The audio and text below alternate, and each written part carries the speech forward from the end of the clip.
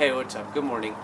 Welcome back. So today I'm going to do just kind of like a strength session. It's going to be pure strength. I'm not going to get on the wall or climb or anything. I'm just going to do a nice long warm up, and then I'm going to get in and do like a 5x5 of weighted pull-ups, and then I'm going to do some 753s for some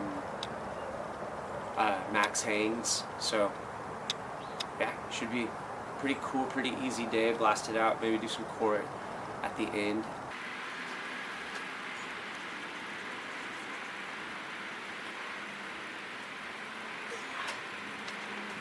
So something about weighted pull-ups for me that I've noticed is if you don't warm up as much, like just like get good and get your shoulders feeling good and whatnot, and retain your power, your first, as long as you're using like a working weight that you can manage your 5 reps out of on your like first of your 5 sets of 5x5s, you end up retaining your power, you know? Like, so, like if I did, like today, my working weight is 35, 55, 65 pounds, okay?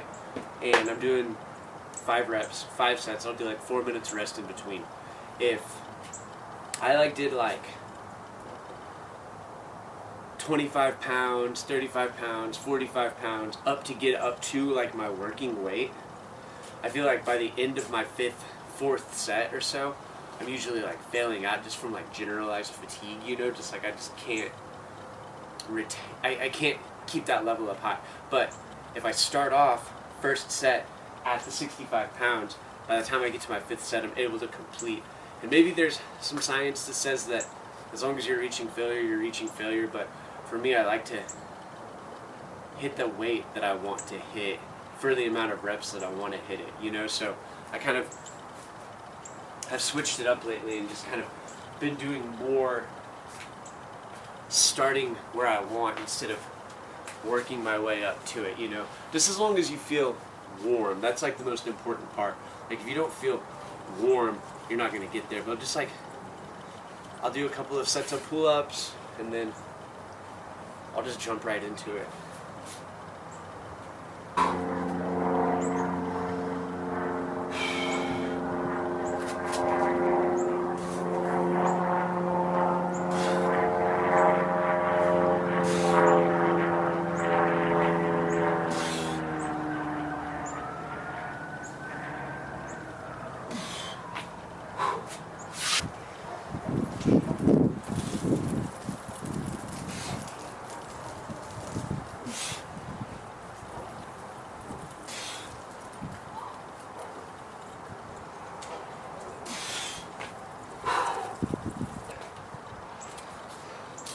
I feel like weighted pull-ups are probably one of the like major value points of rock climbing training. Like as far as this benefit that you get from it, I just think that it's like undeniable to be able to just like guard harder, pull harder, do harder moves. You know, like there's nothing that's gonna like activate the same way, you know what I mean? You can gain the power in other forms and other ways and whatnot, but like weighted pull-ups are just it, you know? The key, there are some keys though, some caveats, like you gotta keep your shoulders back. You can't do like that arch, because then you're just putting everything in here, you know? You're not really like getting that lat shoulder stability engagement, you know? And that's what really helps you a lot if you're doing big moves out like this and whatnot, and pulling hard here in this position. That's what's getting you there is your lats, not your biceps, you know. And so it's like you got to make sure that you keep that opened up, and don't cheat yourself either, you know. I've been guilty in the past of doing half reps on things, you know, or like really like kipping out my reps. I don't think on your 5th rep, if you're 85% of the way and you do a little micro kip to get yourself up over the bar, you know, I mean, that's one thing. But like just going down to 90, you know, or big kipping, like back in the day whenever I was like 17, 18, I used to like fling my legs up, you know, to do my pull-ups, like a CrossFitter and whatnot, and it's like, dude, there was like 25, 30 pull-ups like that, and come off and be like, wow, I'm like grip pumped, you know, but I'm not like pulling muscle pumped. I still couldn't pull, you know, because it wasn't like, that's not what it was about.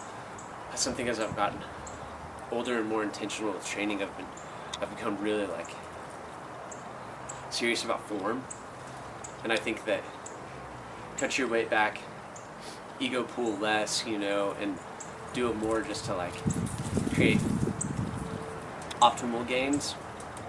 You end up getting so much more, and you actually, I feel like you honestly, you see it faster too, and you don't get injured as much either.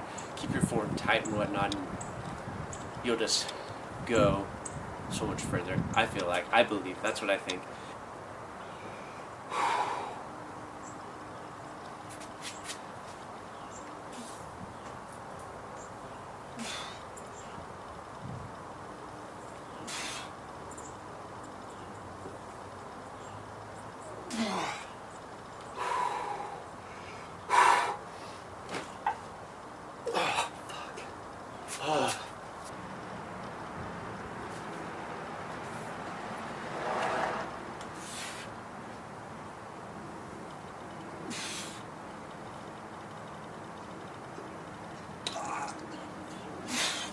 Fuck.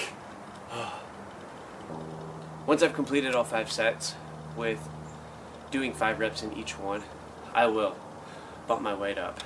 So, only hitting 4 reps on the 3rd set and the 4th set, probably the 5th set too, that shows me that that's a good working weight for me, where I can reach full failure and also get my 5 sets.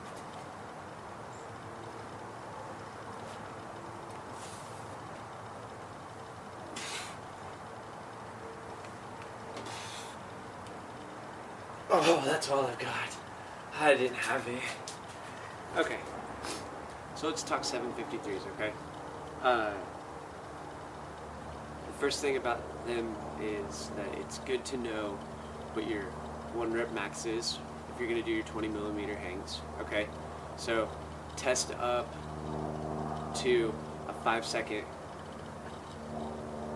20 mil max, and then from that do 80% of that. So if you tested 100 pounds for 5 seconds, added weight, then your working weight will be 80 pounds. And what you're going to do is you're going to hang 7 on, 53 seconds off, for a total of 4 hangs.